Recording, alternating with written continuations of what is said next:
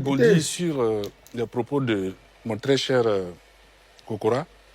Vous avez dit tout à l'heure qu'il faut qu'on respecte la justice. Mais vous n'avez pas respecté la justice.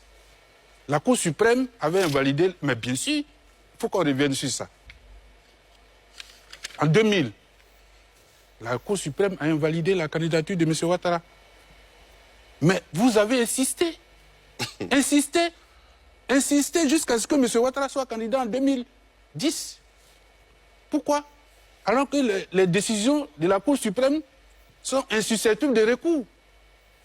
Ça a été remis en cause, cette décision prise par la Cour suprême, alors présidée par le magistrat... Oui, Mamadou. Non. Tiakoné. Voilà. Monsieur, est-ce que vous réalisez qu'on est en train de s'éloigner? Non, Ali, oui, terminez. Donc, je voudrais dire que, vous voyez, le respect des règles. Vous avez dit que la démocratie, c'est le respect des règles. Bon, en Afrique du Sud, l'apartheid était fondé sur des règles juridiques. L'apartheid était fondé sur des règles qui excluaient les Noirs, même des espaces, même dans des restaurants. Et pourtant, c'était pas... Ils peuvent dire que bon, tant qu'on respecte nos règles, à savoir que les Noirs ne doivent pas arriver là où les Blancs sont, c'est la démocratie. Et personne n'aurait rien à redire. Non, je pense qu'il y a des règles qui sont mauvaises. Même l'esclavage, le code noir. Tout, la ségrégation raciale, c'était sur des règles. D'accord. Il y a des règles... Ali, laisse-moi terminer. Oui, bien sûr, bien sûr. Les règles, il y a des règles qui sont mauvaises. Par exemple, vous avez dénoncé le fait que ne s'est jamais prévalu d'une autre nationalité. Vous avez dit que c'était mauvais. Donc, vous avez insisté pour que M. Ouattara soit candidat. Mais aujourd'hui, vous savez très bien que M. Gbagbo était à La Haye, en train d'être jugé. Pendant ce temps, on l'a jugé ici en disant qu'il n'est pas là. On le trouve, on ne sait pas où il est, je ne sais pas. Par contumace. On dit qu'il est sous contumace. Pas par défaut. Pas par contumace. Mais par défaut, moi je ne vois pas.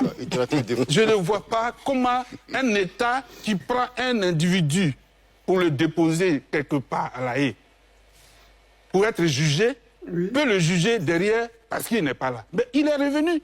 Pourquoi il n'a pas été... C'est pour ça que je ne ferai pas d'artifice juridique. Je ne ferai pas d'artifice juridique parce qu'il y a des éléments... Donc vous remettez en cause la décision de justice, Oui, moi je n'accepte pas. Je dis qu'il y a des décisions de justice qui sont mauvaises. D'accord. Elles sont très mauvaises, notamment, par exemple, la question de la remise en cause. Je parlais de la question de Laurent Gbagbo, mais je parle aussi de la remise en cause de la nationalité ivoirienne de Thiam. Tidjane Thiam. Mais vous savez très bien que pour remettre en cause une nationalité, il faut une procédure qui est très claire. J'écoutais la procureure du tribunal de Bergerville pour dire que la contestation de la nationalité est du ressort exclusif du procureur. Ah bon? On a utilisé un artifice juridique disant que non, ce n'est pas sa nationalité qui a été contestée. Pourtant, la présidente du tribunal d'Abidjan a bien dit que sa nationalité était contestée devant les tribunaux. Sa nationalité n'a pas été contestée. Ah ben si, elle l'a dit. Bon alors, s'il vous plaît, Augustin, Ali. Non, Augustin, ça fait un moment que vous avez la parole. Ce que je vais vous dire, finalement, on est en train de terminer en disant qu'il y a des règles qui sont mauvaises. Quand les règles sont mauvaises, on a le droit de les contester. Nous contestons le fait que le guide président Laurent Gbagbo ne soit pas sur cette liste électorale. Nous, Ivoiriens de souche, nous contestons le fait que le guide président Laurent Gbagbo ne soit pas sur la liste électorale. Oui, il est candidat.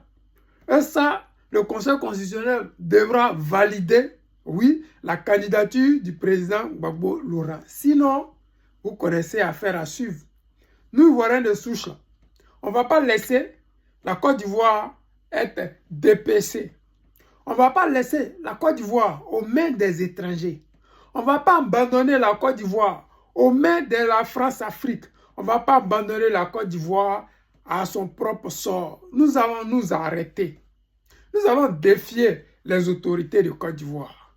Nous allons défier cette juridiction malhonnête et malheureuse de Côte d'Ivoire. Nous allons les défier. Nous allons leur dire le fait que le président Laurent Gbagbo soit condamné à 20 ans, soit ils le mettent en prison définitivement pour que nous, Ivoiriens, là, on dise que ouais, on est vraiment lâche. On a laissé tomber le président Laurent Gbagbo. Ou vous lui donnez tous ses droits, vous lui permettez d'être candidat. Parce que le président Laurent Gbagbo a dit, nous n'allons pas transiger sur ça. On ne va pas vous laisser ça.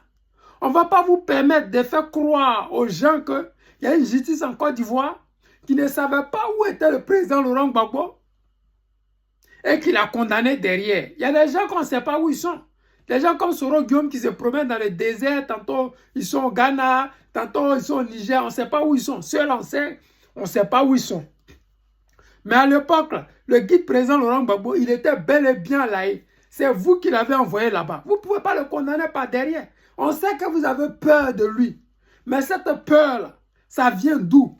Parce que vous êtes dans le faux matin, midi et soir. Parce que vous refusez de faire ce que vous avez promis.